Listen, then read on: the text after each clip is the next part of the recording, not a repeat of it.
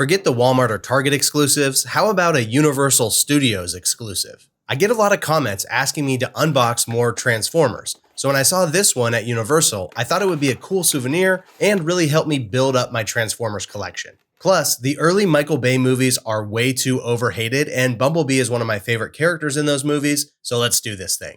First impression, honestly, it is a lot smaller than I thought it would be based on the box. Most of the bottom of the box under the artwork was dead space, so it was a little bit shorter than I thought. But for a smaller figure, they did squeeze a lot of detail in, and I like the way the face and torso look, as well as the overall design of the figure. It does have some really good articulation. I think that's one area that Transformers really shines in, probably because all these joints have to be so movable to make the transformation work. I like the robot form of this figure pretty well, but let's test out the transformation and see how it looks as a Corvette. Ever since I was a kid, I always preferred to try these transformations at least once on my own without consulting the instructions. And if the 8-year-old me was rating how difficult this transformation is to complete, I think he'd give it a 3 out of 10. Overall, it was pretty easy. In terms of my performance, I think he'd give me a 6 out of 10 because I did end up having to consult the instructions to really dial in the final look of the vehicle form. As a Corvette, this Bumblebee looks pretty good, and I think you'd have trouble spotting it as a Transformer if you didn't know that's what you were looking for. It also came with this cool blaster that snaps onto the top of the vehicle and transforms when you pull the trigger on the back,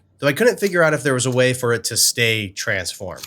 Overall, I'm always really impressed by the ingenuity they pack into these little Transformers figures, so I can see why so many people ask me to unbox them more often. So with that in mind, what Transformers figure should I consider getting next? Let me know.